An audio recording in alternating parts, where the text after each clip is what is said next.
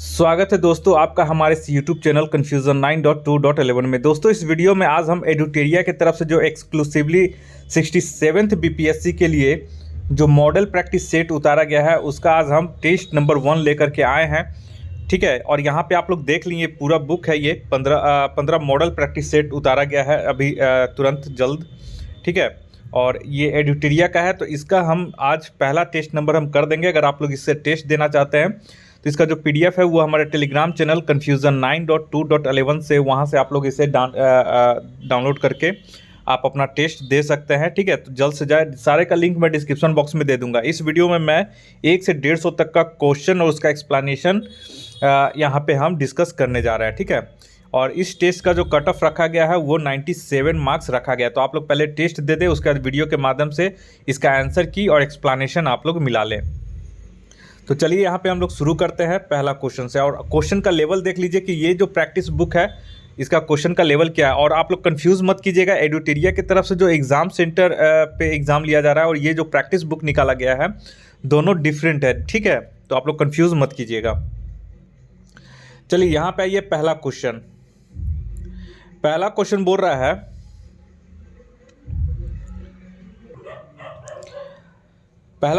रहा है कि संविधान के किस अनुच्छेद के तहत राष्ट्रपति को संसद का संयुक्त अधिवेशन बुलाने का अधिकार है।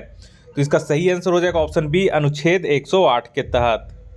ठीक है, नेक्स्ट आइए दूसरा नंबर में क्वेश्चन में।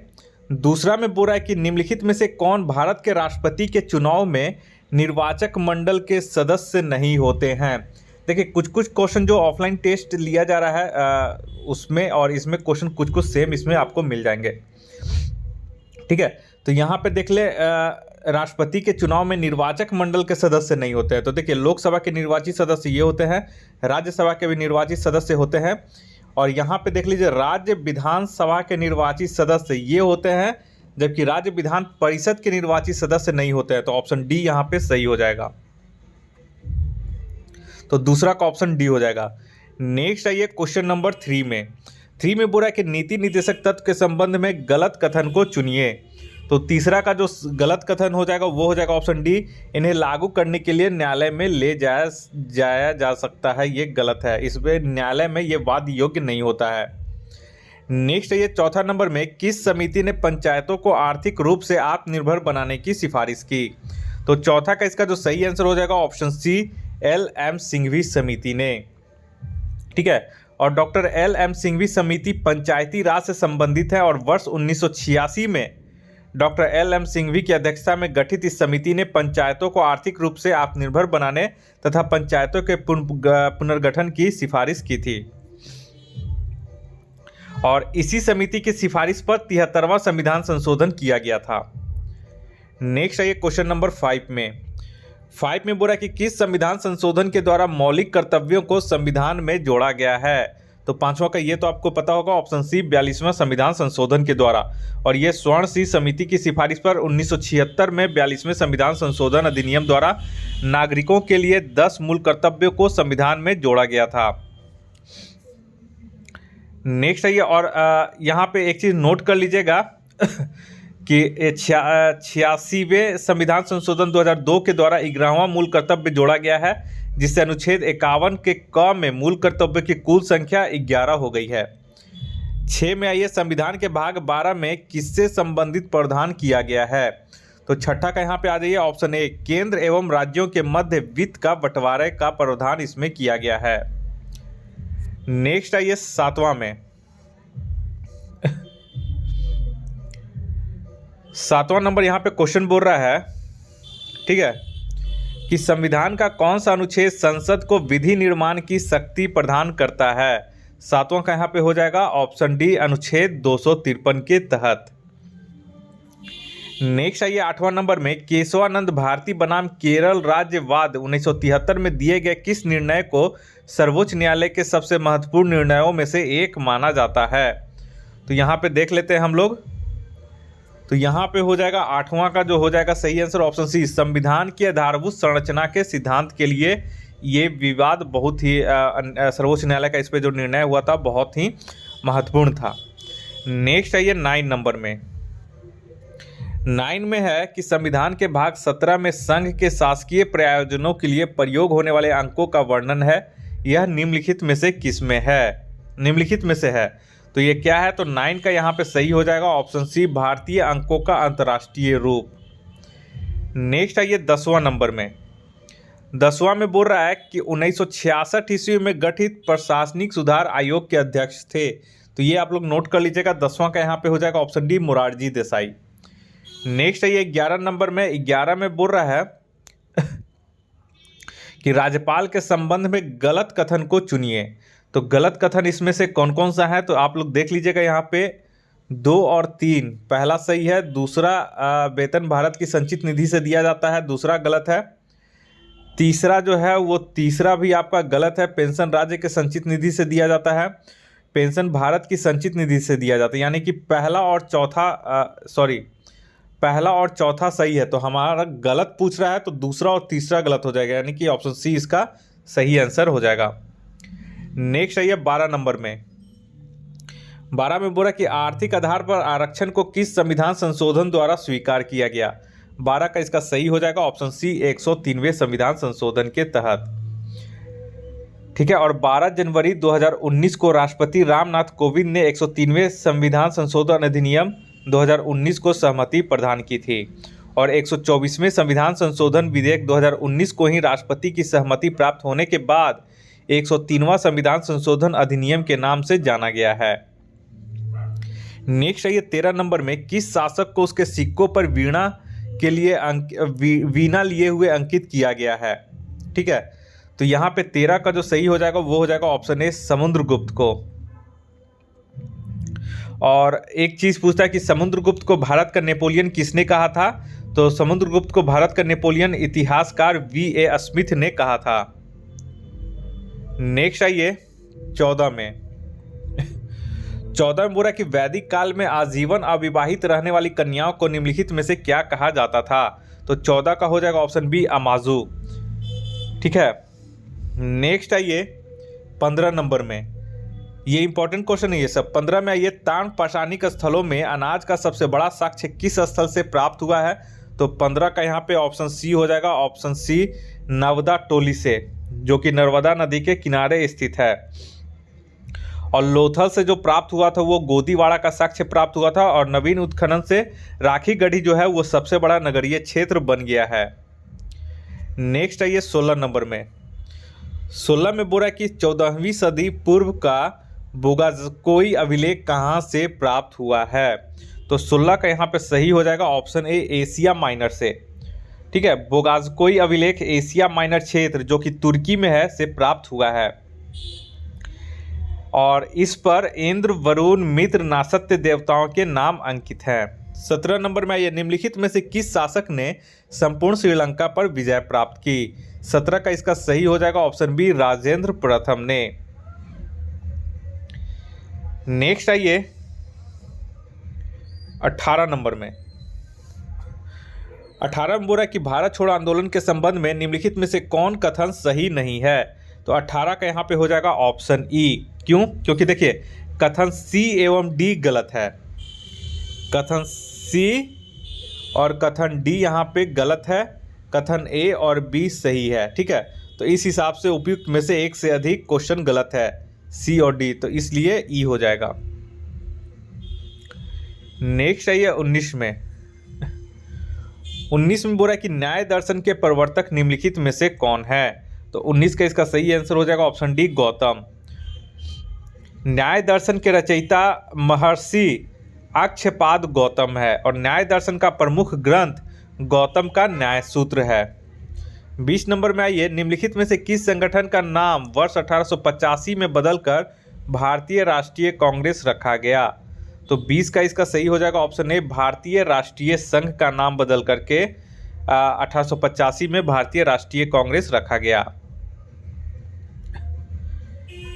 और किसके सुझाव पे? तो दादा भाई नौरोजी के सुझाव पे। नेक्स्ट आइए 21 नंबर में।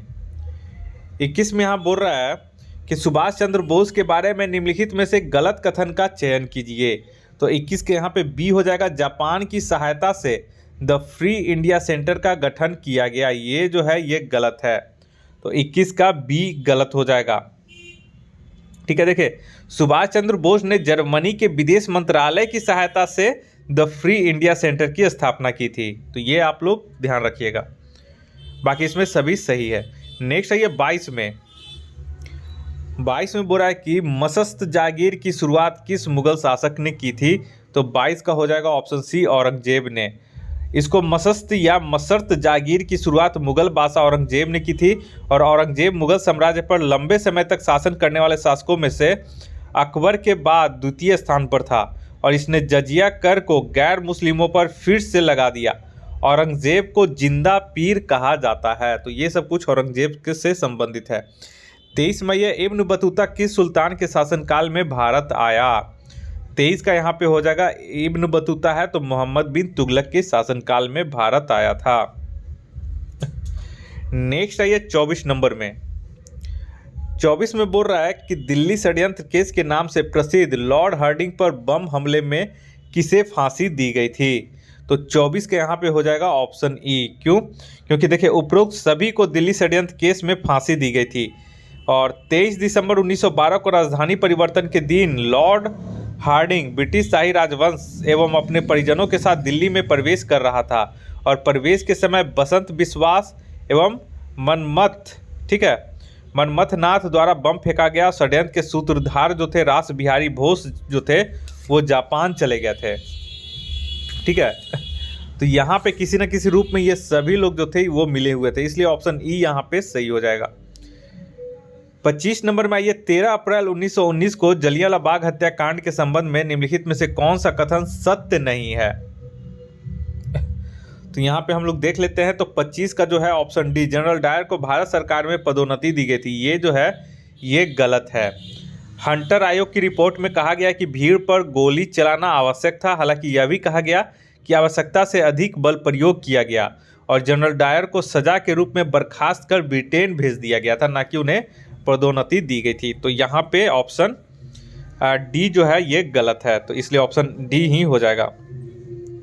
लेकिन एक चीज़ और ध्यान रखिएगा कि जनरल डायर को जो था, ठीक है, ब्रिटिश संसद में उसकी प्रशंसा की गई थी और उसे सोर्ड ऑफ ऑनर की उपाधि से सम्मानित किया गया था।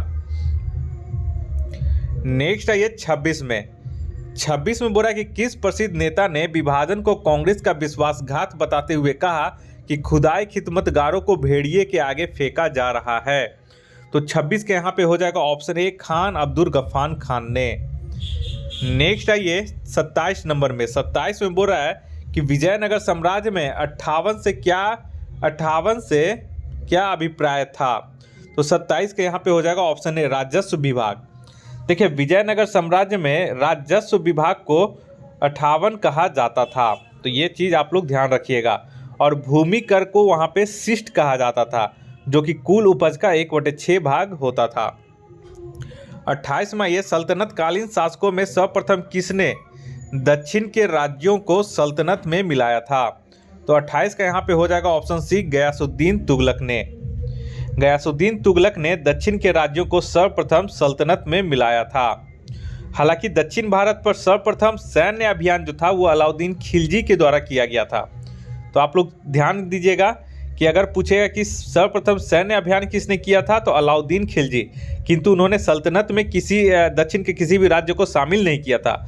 जो पहला जो सुल्तान था गयासुद्दीन तुगलक, उसी ने दक्षिण भारत पे आक्रमण करके कुछ राज्यों को उसमें अपने सल्तनत में मिलाया था। तो ये दोनों चीज़ों में आप लोग थोड़ा डिफ्रेंशिएट रखिएगा। नेक्स्ट है ये 29 नंबर में। 29 में बोला कि 1857 के स्वतंत्रता संग्राम में किस राजवंश ने अंग्रेजों की सर्वाधिक सहायता की थी। तो 29 का यहाँ पे हो जाएगा ऑप्शन ए, ग्वालियर के सिंधिया ने। ठीक है, ग्वालियर के सिंधिया ने 1857 के स्वतंत्रता संग्राम में अंग्रेजों की बहुत मदद की थी। नेक्स्ट है ये 30 नंबर में, निम्नलिखित में से महात्मा गांधी के राजनीतिक गुरु की पहचान कीजिए। तो ये तो आप लोग को पता होगा, तो 30 का यहाँ पे हो जाएगा Gopal Krishna Gokhale, option D. Next है ये 31 नंबर में। 31 में बोला कि अरुणा आसफ अली का संबंध स्वतंत्रता संघर्ष के किस आंदोलन से था। 31 का हो जाएगा ऑप्शन बी, भारत छोड़ो आंदोलन से। अरुणा आसफ अली का संबंध भारत छोड़ो आंदोलन से था, जिसकी शुरुआत 9 अगस्त 1942 को हुई थी। उन्होंने भारत छोड़ो आंदोलन के दौरान कांग्रेस के शेष सत्र की अध्यक्षता की थी और आंदोलन के दौरान भूमिगत रहकर उन्होंने आंदोलन का नेतृत्व किया था। और अरुणा आसफ अली को 1997 में भारत रत्न मरणोपरांत सम्मान मिला था। नेक्स्ट है ये 32 में कलकत्ता में हिंदू कॉलेज के संस्थापक कौन थे? तो इसका सही आंसर हो जाएगा ऑप्शन डी, राजा राम मोहन राय। और हिंदू कॉलेज की स्थापना 1817 में हुई थी। 1855 में इसी का नाम प्रेसिडेंसी कॉलेज कर दिया गया था। नेक्स्ट आइए 33 में। 33 में बोला कि मित्र मेला संघ की स्थापना निम्नलिखित में से किसने की थी? तो 33 के यहाँ पे हो जाएगा ऑप्शन ए, विनायक दामोदर सावरकर ने। 1899 में नासिक में मित्र मेला की स्थापना की, जो कि 1904 में यही संस्था अभिनव भारत में परिवर्तित हो गया। नेक्स्ट है ये 34 में। 34 में बोल रहा है कि असहयोग आंदोलन के दौरान विदेशी कपड़ों को जलाने को एक निष्ठुर बर्बादी किसने घोषित किया? तो ये आप लोग को पता होगा, ऑप्शन सी हो जाएगा, रविन्द्रनाथ टैगोर ने। नेक्स्ट है ये 35 में किसने अहमदाबाद टेक्सटाइल लेबर एसोसिएशन की स्थापना की? 35 का यहाँ पे सही हो जाएगा ऑप्शन ए, महात्मा गांधी ने 1918 ईस्वी में। और एक चीज़ और है कि इन्होंने श्रमिकों का भी आंदोलनों का भी नेतृत्व प्रदान करने के लिए एक एटक की स्थापना की थी। तो एटक की जो स्थापना हुई थी वो 31 अक्टूबर 1920 को हुई थी। नेक्स्ट है ये 36 में। 36 में बोला कि द्वितीय गोलमेज सम्मेलन में कांग्रेस का प्रतिनिधित्व किसने किया था? तो 36 का यहाँ पे हो जाएगा ऑप्शन सी, महात्मा गांधी ने 1931 में। 37 में ये सुभाष चंद्र बोस को देश नायक कहकर किसने संबोधित किया था? तो 37 का यहाँ पे सही हो जाएगा ऑप्शन बी, रविन्द्रनाथ टैगोर। और भारत सरकार ने 23 जनवरी को जो कि सुभाष चंद्र बोस का जन्म दिवस है, उसे पराक्रम दिवस मनाने की घोषणा की है। तो ये भी आप लोग ध्यान रखिएगा। नेक्स्ट है ये 38 में। 38 में बोल रहा है कि टीपू सुल्तान तथा अंग्रेजों के मध्य अंतिम युद्ध कब लड़ा गया था? तो 38 का यहाँ पे हो जाएगा ऑप्शन डी, 1799 ईस्वी में। टीपू सुल्तान यहाँ पे चतुर्थ आंग्ल मैसूर युद्ध कहा जाता है इसको, 1799 के दौरान, जिसमें टीपू सुल्तान अंग्रेजों से लड़ते हुए मारा गया था और वह खुद को नागरिक टीपू भी कहता था। नेक्स्ट है 39 में। निम्नलिखित ब्रिटिश प्रधानमंत्रियों में से किसने भारत में क्रिप्स मिशन भेजा? तो 39 के यहाँ पे हो जाएगा ऑप्शन सी, विंस्टन चर्चिल ने 1942 ईस्वी में क्रिप्स मिशन को भारत भेजा था। और एक चीज ध्यान रखिएगा कि विंस्टन चर्चिल को नोबेल पुरस्कार से सम्मानित किया गया है शांति के लिए।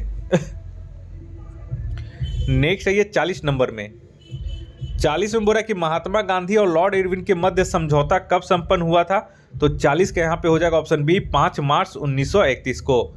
नेक्स्ट है 41 में। 1857 के विद्रोह के समय भारत का गवर्नर जनरल कौन था?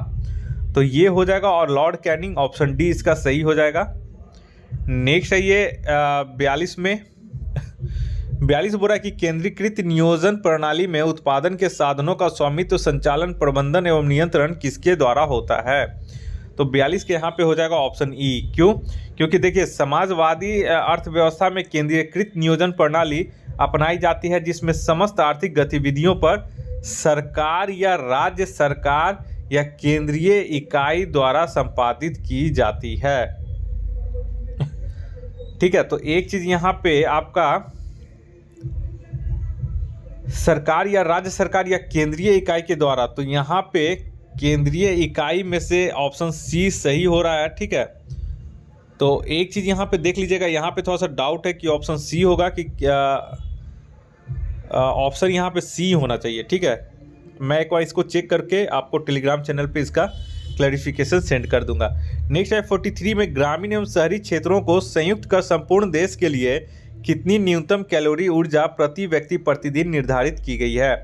तो 43 का यहाँ पे जो सही आंसर है ऑप्शन सी है, 2250 कैलोरी शहरी क्षेत्र के लिए। याद रखिएगा, ग्रामीण एवं शहरी क्षेत्रों के लिए संयुक्त कर संपूर्ण देश के लिए, यहाँ पे कंबाइंड है, तो कंबाइंड जब है तो 2250 कैलोरी याद रखिएगा, ग्रामीण और शहरी दोनों के लिए संयुक्त रूप से। चलिए नेक्स्ट है ये 44 में।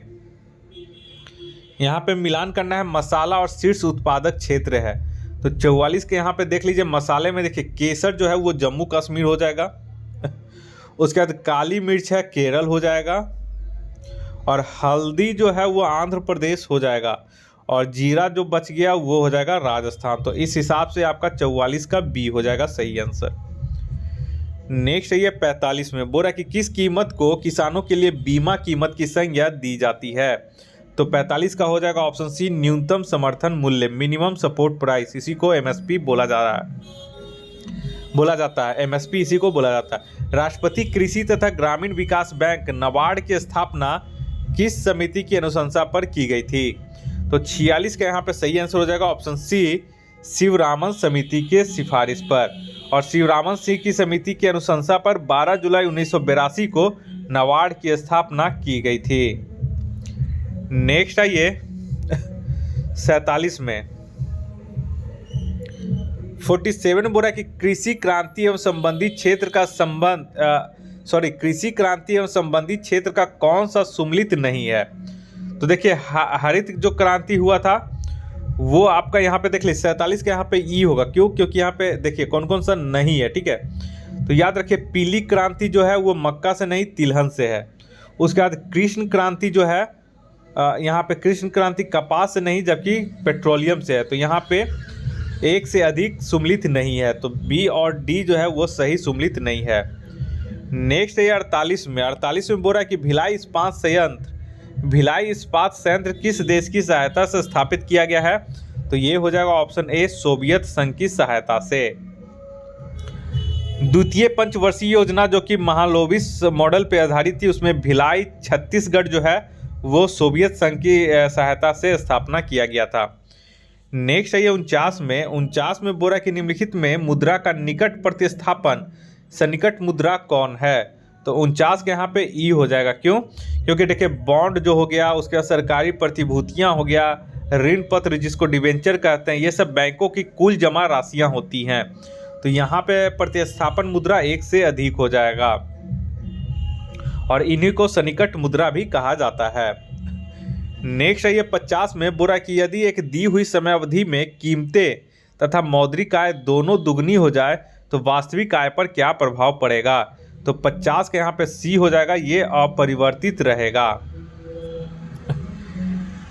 नेक्स्ट है ये 51 में बोला कि आर्थिक सर्वेक्षण 2020-21 के अनुसार देश के किस राज्य में सबसे अधिक गरीबी दर है। तो 51 के यहाँ पे हो जाएगा ऑप्शन डी छत्तीसगढ़, जो कि सबसे अधिक गरीबी दर छत्तीसगढ़ राज्य में है जो कि 39% है।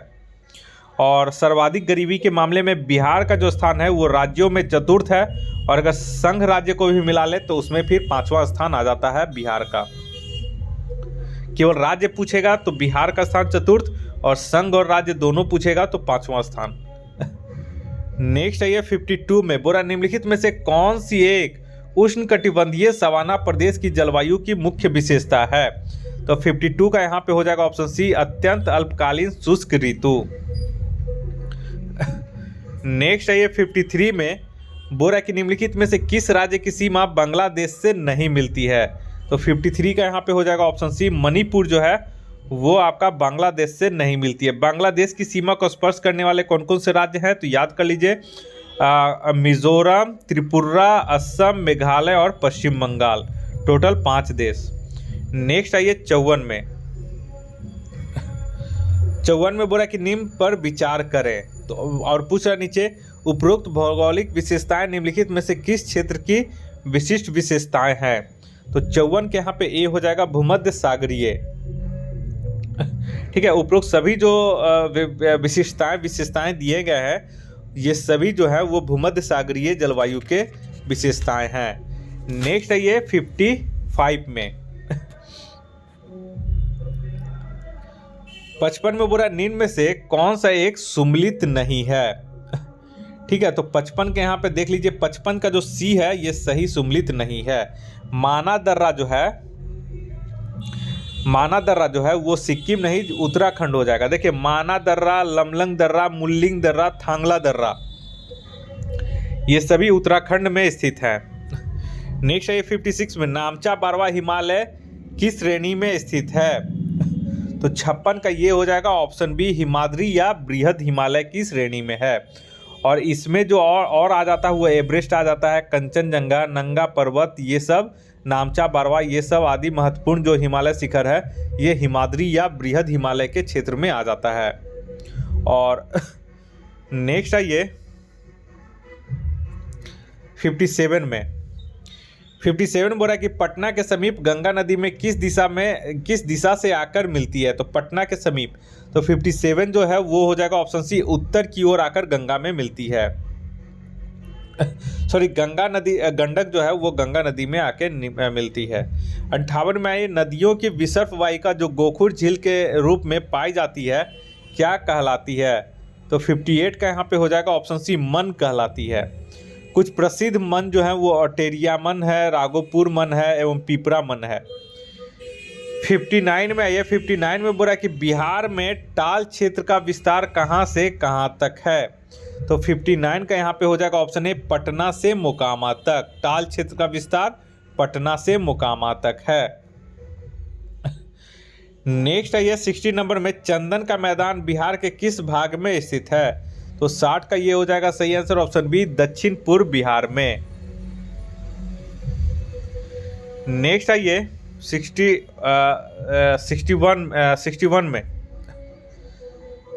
61 में बोला कि मरुधान किसे कहा जाता है। तो 61 का सही आंसर हो जाएगा ऑप्शन सी, रेगिस्तान में हरियाली व जल वाला क्षेत्र को मरुधान कहा जाता है। 62 में आइए, दामोदर घाटी निगम की स्थापना कब हुई थी। तो इसका सही आंसर हो जाएगा ऑप्शन सी, 7 जुलाई 1948 को। नेक्स्ट आइए 63 नंबर में, 63 में बोला कि निम्नलिखित घास के मैदानों में कौन सही सुमेलित है। तो 63 का यहाँ पे ऑप्शन सही हो जाएगा ऑप्शन सी जो है, लानोस वेनेजुएला, ये सही सुमेलित है, बाकी सभी जो है वो गलत है। ठीक है, याद कर लीजिए कि कैंपास जो हो जाएगा वो दक्षिणी ब्राजील में है, पंपास जो है अर्जेंटीना में है और सेल्वास जो है वो अमेजन बेसिन में विस्तृत है। 64 में ये हेलसिंकी किस यूरोपीय देश की राजधानी है। तो हेलसिंकी जो हो जाएगा 64 वो हो जाएगा ऑप्शन बी, फिनलैंड की राजधानी है। नेक्स्ट है ये 65 में, बोरा निम्न में से कौन ठंडी जलधारा नहीं है। तो 65 के इसका सही हो जाएगा ऑप्शन डी, अगुलहास जो है वो हिंद महासागर की गर्म जलधारा है। तो ऑप्शन डी इसका सही हो जाएगा। 66 में ये आयतन की दृष्टि से साफ पानी की सबसे बड़ी झील है। तो 66 का यहाँ पे सही हो जाएगा ऑप्शन है, बैकाल झील जो है वो साफ पानी की सबसे बड़ी है झील है जो कि रूस में है। नेक्स्ट आइए 67 में, बोला कि टोरेस जल डमरू मध्य किन दो द्वीपों में स्थित है।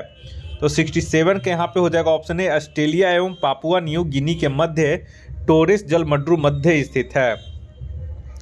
68 में आइए, 68 में बोला कि वर्तमान में हीरे का सर्वाधिक उत्पादन किस देश में किया जाता है। तो इसका सही आंसर हो जाएगा ऑप्शन सी, रूस में। नेक्स्ट आइए 69 में, 69 में बोला कि किसी भी देश के घरेलू सीमा में निम्नलिखित में से किसको शामिल नहीं किया जाता है। तो 69 का इसका जो सही आंसर हो जाएगा वो हो जाएगा ऑप्शन डी, देश में स्थित अंतर्राष्ट्रीय संस्थानों के कार्यालय को।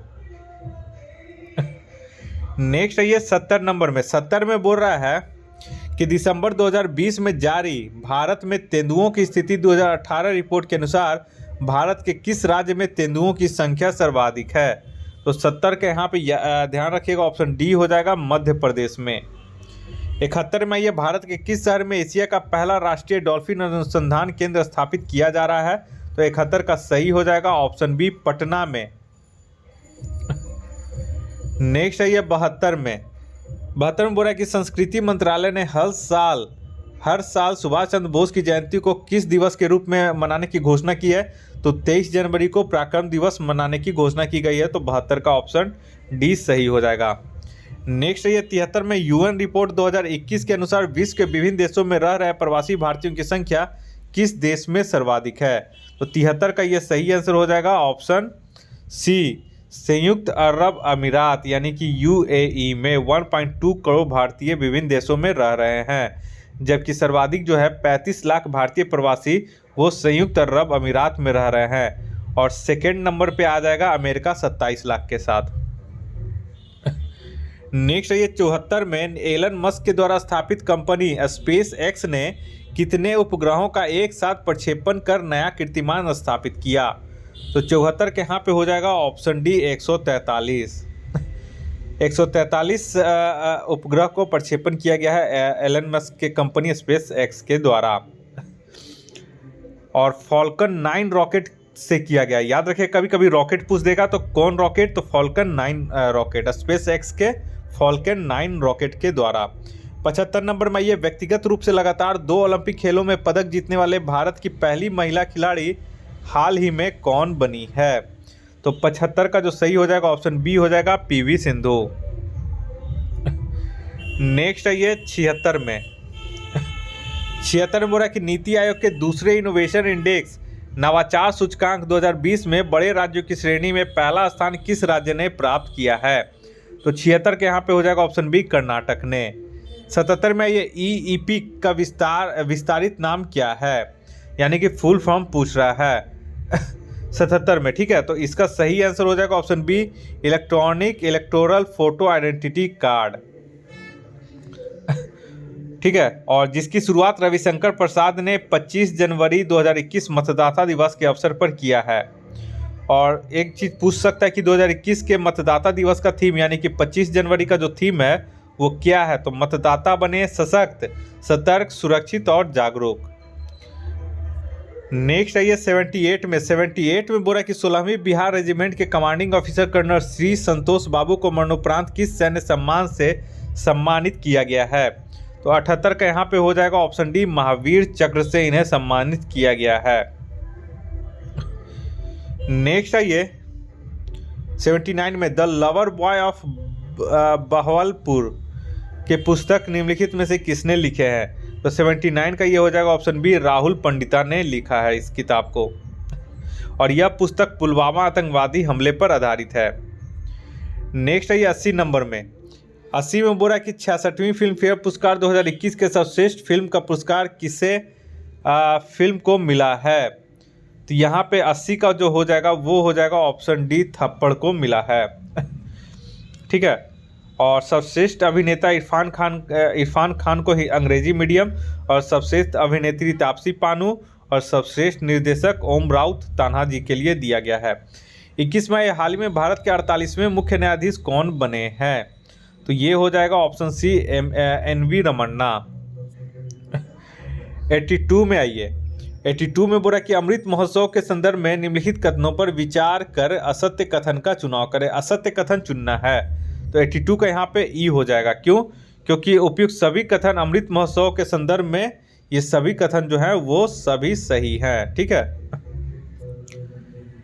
नेक्स्ट है ये 83 में बोला कि Stockholm International Peace Research Institute SIPRI द्वारा जारी वर्ष 2021 वार्षिक रिपोर्ट के अनुसार हथियारों के खरीद आयात के मामले में विश्व में भारत का कौन सा स्थान है? तो 83 का यहाँ पे हो जाएगा ऑप्शन बी दूसरा स्थान है, ठीक है। और पहला स्थान पूछेगा तो पहले स्थान पे सऊदी अरब है। नेक्स्ट है ये 84 नंबर में भारत के प्रधानमंत्री नरेंद्र मोदी और स्वीडन के प्रधानमंत्री के बीच 5 मार्च 2021 को आभासी शिखर वार्ता संपन्न हुई। स्वीडन के प्रधानमंत्री कौन थे? तो 84 का उस समय जो थे वो ऑप्शन ए हो जाएगा स्टीफन लोफवेन। नेक्स्ट है ये 85 में बोला कि हाल ही में नियुक्त राष्ट्राध्यक्षों को, ठीक है, हाल ही में नियुक्त राष्ट्राध्यक्षों में कौन सम्मिलित नहीं है? तो 85 के यहाँ पे हो जाएगा ऑप्शन सी स्टेबैन ओकायन सीरिया के राष्ट्रपति, ये सही सम्मिलित नहीं है ठीक है। सीरिया में बीते कई सालों से संघर्ष जारी है। युद्धग्रस्त क्षेत्र में एक और फिर से राष्ट्रपति बशर अल असद के चुनाव में जीत हुई है, ठीक है। नेक्स्ट है 86 में सैयद मुश्ताक अली ट्रॉफी 2021-22, यहाँ पे 21-22 का खिताब किसने जीता है? तो 86 का यहाँ पे सही आंसर हो जाएगा ऑप्शन बी तमिलनाडु ने। नेक्स्ट है ये 87 में 16वां प्रवासी भारतीय दिवस समारोह 9 जनवरी 2021 को संपन्न हुआ। इस समारोह में मुख्य अतिथि कौन थे? तो 87 का यहाँ पे सही आंसर हो जाएगा ऑप्शन डी सूरीनाम के राष्ट्रपति चंद्रिका प्रसाद संतोखी थे।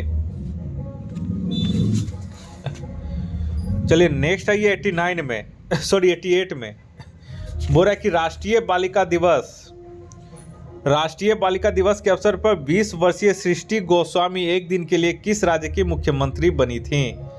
तो 88 का यहाँ पे हो जाएगा ऑप्शन सी, उत्तराखंड राज्य की मुख्यमंत्री बनी थी एक दिन के लिए। तो कौन बनी थी? तो सृष्टि गोस्वामी। नेक्स्ट है ये 89 में बोल रहा है कि किस राज्य सरकार ने ओलंपिक एवं एशियाई खेलों में स्वर्ण पदक विजेता को क्रमशः 3 करोड़ और 1 करोड़ की राशि पुरस्कार के रूप में देने की घोषणा की है? तो 89 का यहाँ पे नोट कर ले। 89 का जो हो जाएगा वो हो जाएगा ऑप्शन डी, राजस्थान। नेक्स्ट है ये 90 नंबर में।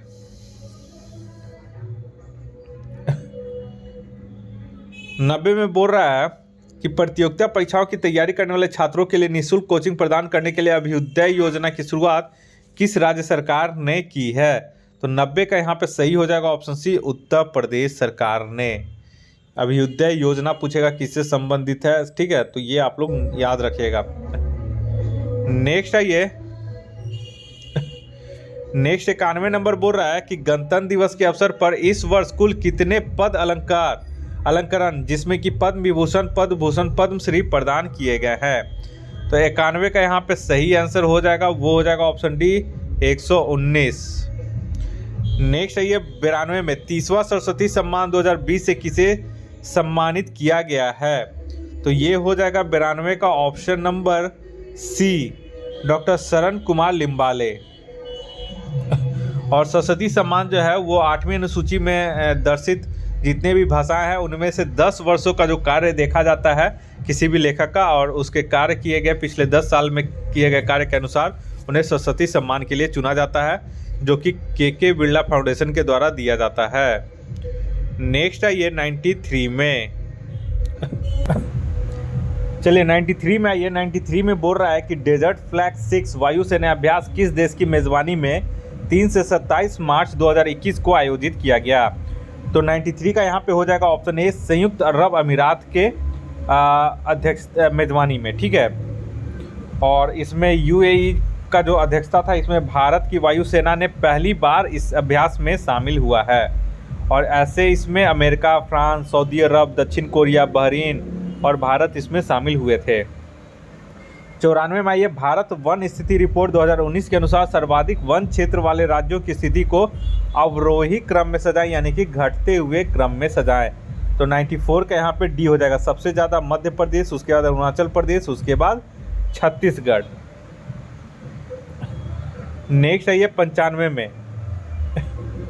95 में बोला कि आत्मनिर्भर बिहार के 7 निश्चय 2 में कौन सी योजना शामिल नहीं है? तो 95 का यहाँ पे हो जाएगा ऑप्शन सी, आरक्षित रोजगार महिलाओं का अधिकार। ये जो है ये आत्मनिर्भर बिहार के 7 निश्चय 2 में शामिल नहीं है। तो कौन कौन से शामिल है? तो पहले 7 निश्चय 2 का जो वर्ष है वो 2020 से 2025 की अवधि है, और इसमें युवा शक्ति, बिहार की प्रगति, सशक्त महिला, सक्षम महिला, हर खेत तक सिंचाई का पानी पहुंचाना, स्वच्छ गांव समृद्ध गांव, स्वच्छ शहर विकसित शहर और सुलभ संपर्कता है। और इसके लिए एक और है लास्ट, सबके लिए अतिरिक्त स्वास्थ्य सुविधा। तो ये 7 निश्चय इसमें शामिल किए गए हैं। 96 में आइए। बिहार बजट 2021-22 के अनुसार राज्य का राजकोषीय घाटा जीएसडीपी का कितना प्रतिशत रहा है? तो 96 का यहाँ पे याद रखिएगा, ऑप्शन सी हो जाएगा 2.97%।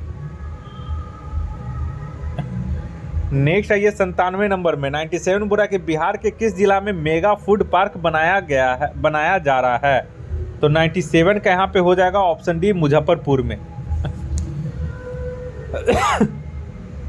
नेक्स्ट है ये 98 में। वर्ष 2020 के लिए बिहार का सर्वश्रेष्ठ थाना किस थाना को चुना गया है? तो 98 का ऑप्शन बी हो जाएगा, कुर्था थाना को, जो कि अरवल जिला में स्थित है, उसको चुना गया है। नेक्स्ट है ये 99 नंबर में। 99 में बोला कि 51वां अंतर्राष्ट्रीय फिल्म महोत्सव IFFI 2021 में फोकस राष्ट्र कौन था? तो 99 का यहाँ पे हो जाएगा ऑप्शन सी, बांग्लादेश। नेक्स्ट है ये 100 नंबर में। 2022 में 48वें G7 शिखर सम्मेलन का आयोजन किस देश में किया जाएगा? तो 100 का यहाँ पे सही आंसर हो जाएगा ऑप्शन सी, जर्मनी के देश में। 101 में ये बिहार प्रांतीय किसान सभा की स्थापना कब हुई थी? 101 का इसका सही आंसर हो जाएगा ऑप्शन ए, नवंबर 1929 को सोनपुर मेला के अवसर पर। और इसमें स्वामी सहजानंद सरस्वती की अध्यक्षता में बिहार प्रांतीय किसान सभा की स्थापना हुई थी। 102 में ये बिहार की भूमि पर पहली बार भारतीय राष्ट्रीय कांग्रेस का अधिवेशन कहाँ हुआ था? तो 102 का हो जाएगा ऑप्शन बी, बांकीपुर पटना में 1912 ईस्वी में यह 27वां अधिवेशन था कांग्रेस की, जिसकी अध्यक्षता R.N. माडोलकर ने की थी। नेक्स्ट आइए 103 में। 103 में बोला कि चंपारण में कृषि की स्थिति की जांच करने के लिए बनी चंपारण एग्रीगेरियन समिति के अध्यक्ष थे। तो इसके जो अध्यक्ष थे 103 का हो जाएगा ऑप्शन डी, F.G. स्लाई। ठीक है। और चंपारण एग्रीगेरियन समिति के अध्यक्ष मध्य प्रदेश के आयुक्त F.G. स्लाई थे। और इस समिति का गठन चंपारण सत्याग्रह के बाद किया गया था। और समिति ने 3 कठिया प्रथा को समाप्त करने तथा किसानों के भूमि कर का 25% कर्ज को माफ करने की सिफारिश मान लिया था। 104 में ये प्राचीन मगध महाजनपद में कौन सा आधुनिक क्षेत्र शामिल नहीं था? तो 104 का जो हो जाएगा वो ऑप्शन डी हो जाएगा, मुजफ्फरपुर जो था वो शामिल नहीं था। नेक्स्ट है ये 105 में। 105 में जो बोल रहा है बिहार में नवपाषाण युग के अवशेष किस स्थान से प्राप्त हुए हैं? तो 105 का यहाँ पे हो जाएगा ऑप्शन ई, क्योंकि देखिए इसमें चिरांद सारण से भी मिला है, चेचर वैशाली जो वैशाली में इससे भी मिला है। ठीक है, तो यहाँ पे आपका 2 हो जाएगा, 1 से अधिक हो जाएगा, ए और डी। नेक्स्ट है 106 में शेरशाह ने पटना को कब बिहार की राजधानी बनाया? तो 106 का यहाँ पे हो जाएगा ऑप्शन सी, 1541 ईस्वी में पाटलिपुत्र को बिहार की राजधानी शेरशाह के द्वारा बनाया गया था। ठीक है, और इसी को फिर पटना नाम दिया गया था। तो इसका जो आंसर हो जाएगा, इसका बिहार की राजधानी पटना को बनाया था, तो यही ऑप्शन सी इसका सही आंसर हो जाएगा। नेक्स्ट है ये 107 में। 107 में बोला कि तुगलक काल में बिहार की राजधानी कहाँ थी? तो 107 का जो इसका हो जाएगा ऑप्शन सी, बिहार शरीफ थे। 108 में ये वर्तमान पटना कॉलेज किस यूरोपीय कंपनी की फैक्ट्री थी? तो 108 का यहाँ पे ऑप्शन सी हो जाएगा, डच की।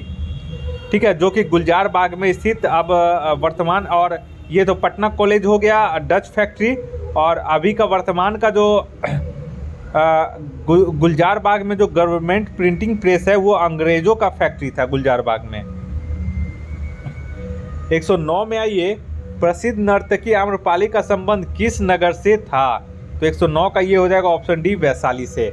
110 में ये किस प्राचीन ग्रंथ में पहली बार वर्तमान बिहार के भौगोलिक क्षेत्र की चर्चा मिलती है? तो 110 का इसका हो जाएगा ऑप्शन ए, शतपथ ब्राह्मण में। अथर्ववेद में बिहार के लिए व्रात्य शब्द का इस्तेमाल किया गया है। याद रखिएगा, अथर्ववेद में बिहार के लिए व्रात्य शब्द का चर्चा किया गया है, जबकि ऋग्वेद में बिहार को कीकट प्रदेश कहा गया है। नेक्स्ट है ये 111 में। 111 में बोला कि जब प्रकाश एक माध्यम से दूसरे माध्यम में प्रवेश करती है तो उसके तरंग दैर्घ्य पर क्या प्रभाव पड़ता है? तो 111 का ऑप्शन ए हो जाएगा, ये परिवर्तित हो जाता है। नेक्स्ट है 112 में दिए गए विकल्पों में कौन सा मिलान सही नहीं है? तो 112 का यहाँ पे ऑप्शन ई जो है, ई हो जाएगा। क्यों? क्योंकि देखिए मैनोमीटर जो हो जाएगा वो गैसों का दाब, ये सही है। पायरोमीटर जो हो जाएगा उच्च ताप, ये भी सही है। ऑडियोमीटर ध्वनि की तीव्रता, ये भी सही है। हाइग्रोमीटर सापेक्ष आर्द्रता, ये भी सही है। तो ऑप्शन ई हो जाएगा, सभी सही है। तो उपयुक्त में से कोई नहीं गलत है। 113 में ये एसआई पद्धति में कितने मूल मात्रकों को स्वीकार किया गया है? तो 113 का सही आंसर हो जाएगा ऑप्शन बी, 7। नेक्स्ट है ये 114 में। 114 में बोला कि निम्नलिखित पदार्थों के अम्लीय या क्षारीय होने का प्राकृतिक सूचक है। तो इसमें से कौन कौन सा सूचक है? तो 114 का डी हो जाएगा। 1, 2, 3, 4 ये सभी जो है वो अम्लीय या क्षारीय होने का प्राकृतिक सूचक है। नेक्स्ट है 115 में, फाइबर ऑप्टिक किस सिद्धांत पर कार्य करता है? तो ये टोटल इंटरनल रिफ्लेक्शन पे काम करता है। ठीक है, तो 115 का यहाँ पे हो जाएगा ऑप्शन सी, संपूर्ण आंतरिक परावर्तन। 116 में ये बर्तनों को चमकीला बनाने के लिए उपयोग में लाया जाने वाला पदार्थ निम्नलिखित में से कौन है? तो तो 116 का यहाँ पे हो जाएगा ऑप्शन बी जिंक ऑक्साइड। इसे आप लोग याद रखिएगा, option B zinc oxide. Next आइए 117 में। 117 में आइए, 117 का बोल रहा है कि मेढक के संबंध में निम्नलिखित में से असत्य कथन का चयन कीजिए। तो 117 का यहाँ पे सी हो जाएगा, कायांतरण में आंत बड़ी हो जाती, ये जो है ये गलत है। ठीक है, मेढक के कायांतरण में आंत जो है वो छोटी हो जाती है। 118 में ये निम्नलिखित में से कौन सा रसायन मच्छर भगाने वाली दवाओं में सक्रिय रूप में पाई जाती है। तो 118 का ऑप्शन बी हो जाएगा एलिथ्रीन। नेक्स्ट आइए 119 में, बुरा एक कार्बन क्रेडिट का मान कितना होता है। तो 119 का यहाँ पे हो जाएगा option C 1000 kilogram CO2। Next आइए 120 में, मानव शरीर के भार का कुल कितना हिस्सा ऑक्सीजन होता है। तो 120 का यहाँ पे नोट कर लीजिएगा, ऑप्शन डी 65%। मानव शरीर का भार का कुल 65% हिस्सा जो है वो ऑक्सीजन होता है। नेक्स्ट आइए 121 में, 121 में बोला निम्नलिखित में से कौन सुमलित नहीं है। तो 121 के यहाँ पे ऑप्शन डी जो है तांबा गैल्वेनीकरण, ये जो है ये सही सुमलित नहीं है। गैल्वेनीकरण में तांबा नहीं जिंक का यूज किया जाता है। नेक्स्ट है 122 में, फास्फोरस का कौन सा अपरूप अंधेरे एवं वायु में रखे जाने पर स्वतः जल उठता है। तो 122 का ये हो जाएगा ऑप्शन बी श्वेत फास्फोरस। नेक्स्ट आइए 123 में, बोला निम्नलिखित में से किसकी मात्रा अम्ल वर्षा में सबसे अधिक होती है। तो 123 का जो हो जाएगा वो हो जाएगा ऑप्शन बी H2SO4 की मात्रा। 124 में, ये चूहे मारने की दवा में किस रसायन का प्रयोग मुख्य रूप से किया जाता है। तो 124 का यहाँ पे ऑप्शन ई हो जाएगा। क्यों? क्योंकि देखिए चूहे के मारने का विष का निर्माण पोटेशियम साइनाइड या जिंक फॉस्फाइड, ठीक है, ये दोनों से किया जाता है। तो इस हिसाब से यहाँ पे ए और सी दोनों हो जाएगा, इसलिए उपयुक्त में से एक से अधिक हो जाएगा। नेक्स्ट है 125 में, सांस लेने एवं छोड़ने की क्रिया के दौरान कौन सी गैस की मात्रा प्रभावित नहीं होती है। तो 125 का यहाँ पे हो जाएगा ऑप्शन बी नाइट्रोजन की मात्रा प्रभावित नहीं होती है। 126 में आइए, मानव शरीर में पाई जाने वाली सबसे छोटी हड्डी कौन सी है। तो 126 का यहाँ पे हो जाएगा ऑप्शन ए स्टेपिस, जो कि मनुष्य के कान की हड्डी होती है।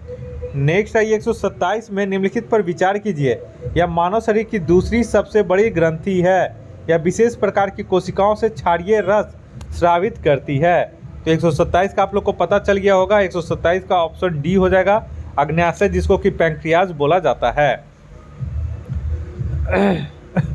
नेक्स्ट आइए 128 में, बोला निम्नलिखित तत्वों से पृथ्वी पर सबसे भारी प्राकृतिक तत्व कौन सा है। तो 128 का इसका हो जाएगा ऑप्शन ए यूरेनियम जो है वो सबसे भारी तत्व है। इसका घनत्व जो है वो 19.05 ग्राम प्रति घन सेंटीमीटर होता है। और सबसे हल्का तत्व पूछेगा तो वो हाइड्रोजन हो जाएगा। नेक्स्ट आइए 129 में, बोरा निम्नलिखित में से कौन तना का उदाहरण नहीं है। तो 129 का यहाँ पे हो जाएगा ऑप्शन सी शकरकंद, ठीक है।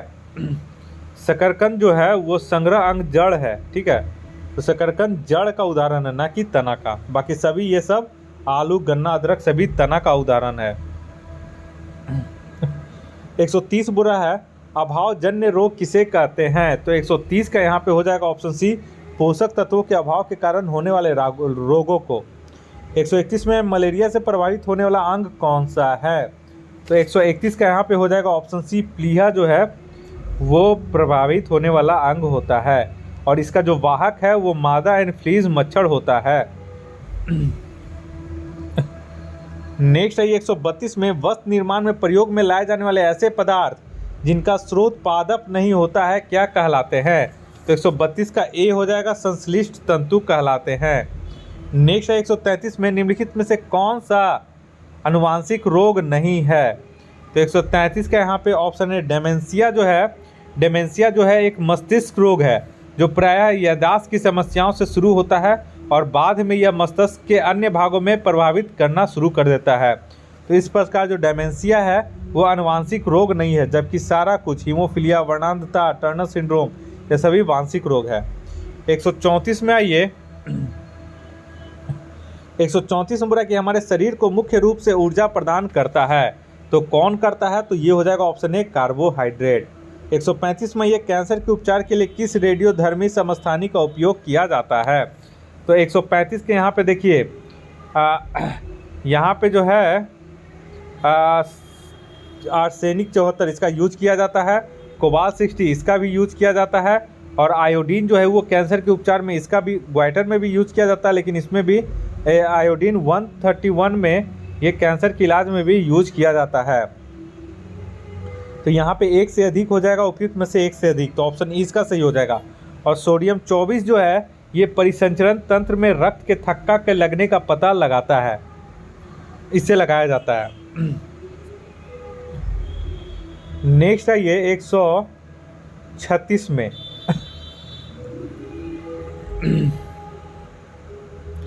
136 बोल रहा है कि भीड़ नियंत्रण हेतु प्रयोग में लाई जाने वाली अश्रु गैस में कौन सी गैस होती है? तो 136 का ऑप्शन सी हो जाएगा, अमोनिया। नेक्स्ट आइए 137 में शरीर में अतिरिक्त ग्लूकोज ग्लाइकोजन में परिवर्तित होकर कहाँ भंडारित रहती है? तो 137 का ये हो जाएगा ऑप्शन बी, अब यकृत में यानी कि लीवर में। नेक्स्ट आइए 138 में 138 बोल रहा है, एक मिनट देख ले, हाँ 138 बोल रहा है विटामिन ए की कमी से निम्नलिखित में से कौन सा रोग नहीं होता है? ठीक है, तो कौन सा रोग नहीं होता है? तो यहाँ पे आपका देख लीजिए 138 का जो हो जाएगा वो हो जाएगा ऑप्शन ई। क्यों? क्योंकि देखिए स्कर्वी रोग विटामिन सी की कमी से होता है, और रिकेट्स जो है वो विटामिन डी की कमी से होता है। तो बी और डी यहाँ पे सही सुमिलित नहीं है, तो फिर में से एक से अधिक हो जाएगा। 139 में ये H9N2 इन्फ्लुएंजा वायरस के कारण निम्नलिखित में से कौन सा रोग होता है? H9N2। तो 139 का आप लोग याद रखिएगा, ऑप्शन ए हो जाएगा, बर्ड फ्लू नामक रोग इससे होता है। नेक्स्ट आइए 140 में द पॉलिटिक्स पुस्तक के लेखक कौन है? तो 140 का यहाँ पे सही आंसर हो जाएगा ऑप्शन बी, अरस्तु। तो आप लोग ये भी इंपॉर्टेंट क्वेश्चन है, कभी कभी पूछा हुआ है। अब ये 10 क्वेश्चन मैथ्स है, इसका मैं केवल आंसर बताते जाऊंगा, आप लोग एक बार खुद से सॉल्व कीजिएगा, और जो क्वेश्चन आपका मैथ्स का सॉल्व नहीं होगा उसे आप कमेंट सेक्शन में ज़रूर कमेंट करके बता दीजिएगा कि सर ये क्वेश्चन सॉल्व नहीं हुआ मैथ्स का। इसका सारे का आंसर की मैं अपने टेलीग्राम चैनल confusion9.2.11 पे सेंड कर दूंगा। अपने टेलीग्राम चैनल का लिंक जो है वो डिस्क्रिप्शन बॉक्स में दे दिया हूँ। 142 में 141 में आइए, चलिए अब एक एक करके मैथ्स देख लेते हैं। तो 141 का जो मैथ्स है इसका जो सही आंसर हो जाएगा वो हो जाएगा ऑप्शन ए, 0। नेक्स्ट है 142 में 142 जो मैथ्स है इसका सही आंसर हो जाएगा ऑप्शन ए, 2700। नेक्स्ट है ये 142 हो गया। अब आइए 143 में 143 का जो मैथ्स है इसका सही आंसर हो जाएगा ऑप्शन ए, 10.2/3 किलोग्राम। अब आइए 144 में 144 में बोल रहा है कि इसका जो सही आंसर हो जाएगा ऑप्शन बी हो जाएगा, 9 दिन। नेक्स्ट है 145 में इसका जो सही आंसर हो जाएगा वो हो जाएगा ऑप्शन सी, 26,620 रुपया। नेक्स्ट आइए 146 में 146 का जो सही आंसर हो जाएगा वो हो जाएगा ऑप्शन डी, 48। नेक्स्ट आइए 147 में 147 का जो मैथ्स है इसका सही आंसर हो जाएगा ऑप्शन डी, 3। नेक्स्ट है 148 में 148 का जो सही आंसर है वो हो जाएगा ऑप्शन ए, 58। नेक्स्ट है ये 149 में 149 का जो सही आंसर हो जाएगा ऑप्शन सी हो जाएगा, 26। और इस टेस्ट का आखिरी क्वेश्चन है ये 150 में इसका सही आंसर हो जाएगा ऑप्शन बी, 1/2। ठीक है, तो इसका जो PDF है क्वेश्चन पेपर है ये मैं अपने टेलीग्राम चैनल confusion9.2.11 पे सेंड कर दूंगा, जिसका लिंक मैं अपने डिस्क्रिप्शन बॉक्स में दे रहा हूँ। वहाँ से आप लोग डाउनलोड करके पहले टेस्ट दे लीजिएगा। ठीक है, और जल्द ही मैं ये जो किताब लॉन्च किया गया है इसका बुक रिव्यू मैं जल्द ही लेकर के आ रहा हूँ।